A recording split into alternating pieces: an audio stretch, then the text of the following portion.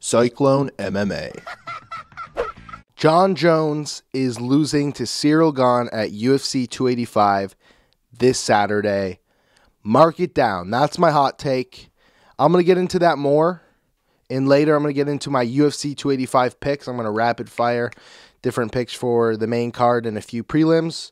But let's talk about Johnny Bones Jones, okay? He's one of the greatest fighters of all time, if not the greatest fighter of all time. He has the best resume in the sport. He's incredibly controversial.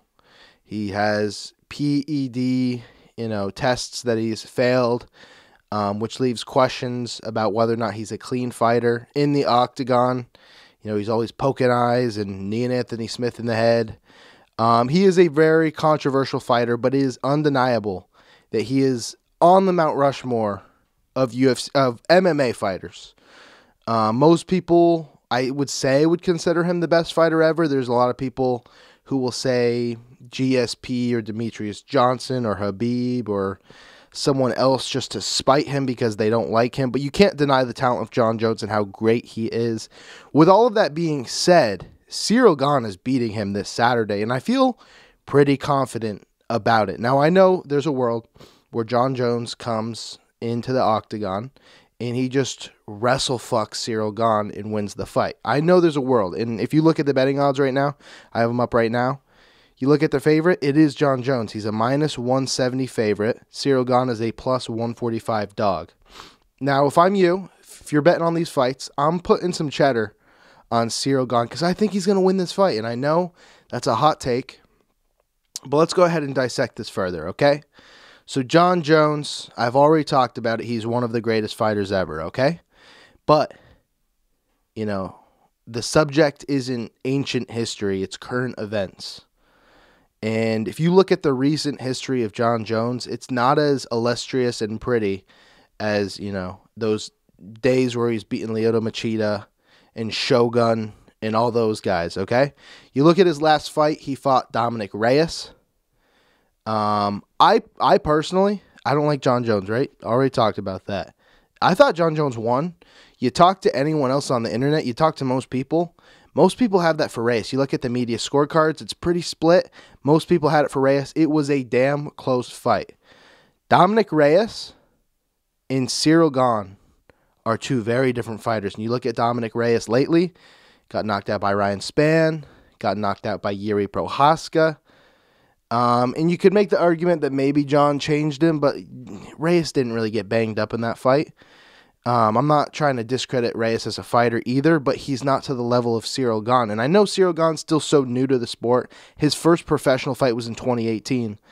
So he's still got so much to learn about the ground game and takedown defense and all of that. But I really think he's going to learn from the Francis Ngannou loss, where he got controlled and out-wrestled in the last 3 rounds of that fight.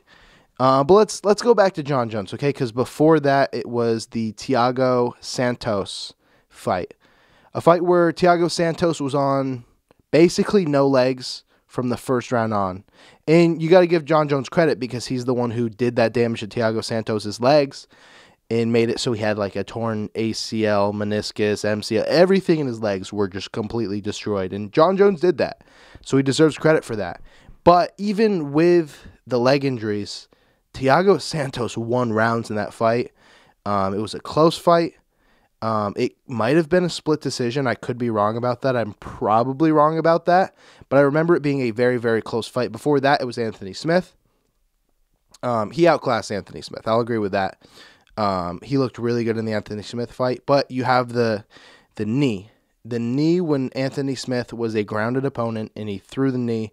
And he could have lost the belt right there. And I know it's silly to take like a DQ and say like, oh, you lost the fight and use that as evidence to prove why he could lose. But let's be honest, Jon Jones does a lot of eye pokes.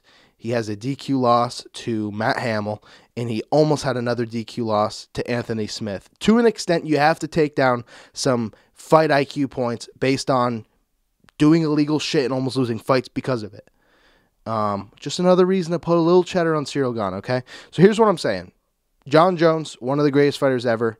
I think he's declining. And I think when you take 3 years off, when you're declining, it's not good.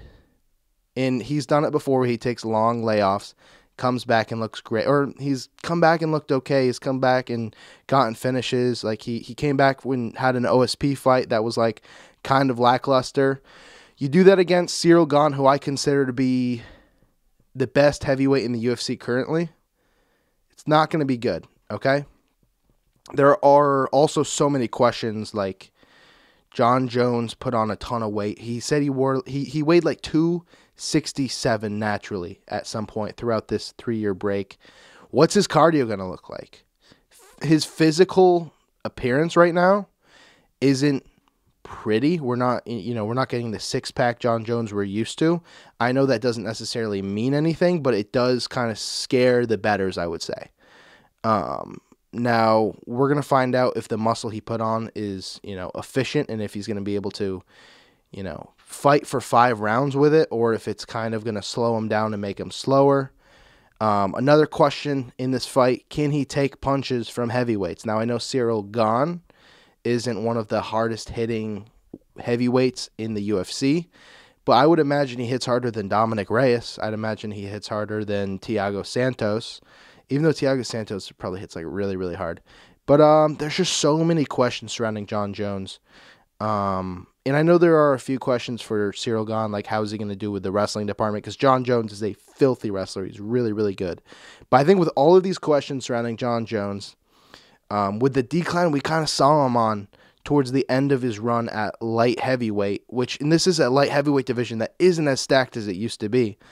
I feel like there's just too many questions in the air, and I think Jon Jones, I think he loses the fight. I think it might be a decision. I think he can last 5 rounds, so we'll see. But I think the striking of Ciryl Gane, it's too good. I think it's too damn good. I think he's too big for Jon Jones to be able to take down consistently every single time. And I know Francis did, but there was an element of surprise there, right? Ciryl Gane, when he was fighting Francis Ngannou, his main thought, do not get knocked out by this scary dude who knocks everyone out. When Francis Ngannou goes for takedowns, I think that threw Ciryl Gane off, and he wasn't expecting it. Jon Jones, you have to expect that he's going to go for takedowns, right? He never had a ton of power. He was always a good striker, but I think we're going to find out that Ciryl Gane is the more dynamic striker, and I think we're going to see Ciryl Gane get a dub. So we're moving on. We're going to talk about other fights because I'm kind of talking in circles now. But let me know in the comment section what you think about this Ciryl Gane Jon Jones fight. I'm sure a lot of people have a lot of opinions, but I'm taking Ciryl Gane. I'll eat my words if I have to. Because if I'm wrong, you'll see a video of me saying, okay, guys, I was wrong. It'll probably be in the breakdown video because I'm going to be doing more breakdown videos. So, co-main event, my co-host, Cody McAllister, chose Alexa Grasso to defeat Valentina Shevchenko. Cody is a silly goose because Valentina is going to destroy her. She's too good. She's one of the greatest female fighters of all time. She is the greatest if it's not Amanda Nunes. It's one of those two. You got Jeff Neal versus Shavkat Rakhmonov.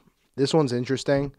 I'm leaning Shavkat Rakhmonov. I think he has more ways to win. When you look at his career, the dude hasn't been to a decision, and he hasn't lost. All of his wins were within the distance, and he finished them by submission or knockout, which is just crazy, especially to have a couple fights in the UFC and still have that undefeated record. Still, he's 16-0. I think Shavkat's going to get it done. I'm hoping Jeff Neal makes this a fight because he is a very talented striker. He's got some power, and I would really like to see these guys, go to war. I think that Jeff Neal is a good dipstick for Shavkat Rakhmonov to see really how good he is. He passed the Neil Magny test, which is always important in the welterweight division, but now he's got Jeff Neal in front of him. So yeah, I'm taking Shavkat. Next, you got a lightweight fight, Matsus Gamrot versus Jalen Turner. This is the fight of the night. That's what I'm predicting, okay? Jalen Turner, a really big dude, a really, really long, tall, big 155er. He was supposed to fight Dan Hooker. I think that would have been a cool fight, but instead he gets Matsus Gamrot on short notice. Matsus Gamrot is damn good, dude. He had a really close fight with Arman Sarukian that he came away with a dub. Then he ran into Beneil Dariush and he lost a competitive fight that he did. He got finished. He lost, but his scrambling was insane. That fight was just so damn fun. Excuse me. I got Gamrot in that. Now, Gamrot's got to mind his P's and Q's because Turner's going to have a lot of power. And if Gamrot leaves his neck out there, I think we could see Jalen take it. But I think Gamrot's he's gonna wrestle him. He's gonna take him down, and I think he's gonna land some offense and get a submission. That's what I'm leaning. Realistically, he'll probably get a decision victory, win 2 rounds out of 3. That's my prediction there. And you got Bo Nickel, his UFC debut. This guy is gonna be such a motherfucker in the UFC. This guy. You can see from his Contender Series fights that he's just like so good, which is kind of a no-brainer. Like his wrestling credentials kind of speak for themselves, but he is being fed Jamie Pickett. I feel bad for this dude because like he is such an underdog that it's like you almost should put just like $2 down on him. Because you're like, I'll lose these $2, but like it'd be sick to say like, oh, I want to bet on Jamie Pickett. I knew he was going to beat Bo Nickel, but Bo Nickel's winning this fight. So that's that for the main card. I got Jon Jones, Valentina Shevchenko, Shavkat Rakhmonov, Gamrot, and Bo Nickel. We're going to do a few prelim fights. We'll talk about it real quickly. On the early prelims, Ian Gary's fighting Keenan Song. I'm taking Ian Gary. I'm glad that they're kind of like building him up slowly and not just kind of shooting him out of a cannon because of the hype of him being Irish and likes McGregor or whatever. All right, we'll talk about a couple of these prelim fights. Cody Garbrandt is fighting Trevin Jones. I'm picking Cody Garbrandt. He's back at 135. It seems like this is a fight where they kind of gave him like to just get back in the swing of things.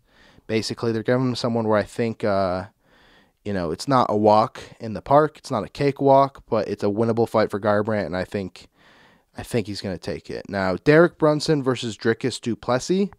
That's an interesting fight. That's one that makes me excited now. Du Plessis the favorite here. Blonde Brunson, he got this L as a blonde individual against Jared Cannonier. He went on a crazy run though, like a really, really nice run for Derek Brunson. Du Plessis is the better striker, I think. With that being said, Derek Brunson still has power on the feet. But the wrestling department, I think Derek Brunson, if he's able to get takedowns, he's going to be super effective. Give me Derek Brunson. Okay, I know he's the dog. I'm taking him though. I believe in blonde Brunson, unless he's not blonde, and then I'm toast. But whatever. Amanda Hebos is back. She's fighting Viviane Arroyo. Butchered that name. I'm taking Viviane Arroyo. I love Amanda Hebos, but I could see her kind of relying too much on her striking here and not going right to her judo and her submissions and getting caught by Arroyo. Could be wrong. This isn't my most confident pick, obviously, but yeah, that's where I'm going. That's it. That's all I want to talk about. So let me know what you guys have for your picks in the comment section below, because I am curious and I don't want to hear anyone talking shit if they're not telling me their own picks themselves, okay? So give me your picks below. Tell me why Jon Jones will beat Cyril Gane, because all of you probably think that Jon Jones will win. You're wrong. Cyril Gane is winning, and I look forward to eating my words on Saturday. Realistically, Sunday, because it's going to be so late and I'm going to be working on breakdowns, but enough about me. That's all. Podcast coming soon because I haven't been doing that like at all. Cody had COVID and I've just been doing shit. Buy some t-shirts to support the channel. There's some funny ones. I'm wearing one right now. It's Darren Till and Khamzat Chimaev. Darren Till is no longer in the UFC, which means the shirt is more valuable now. I don't know. Bye.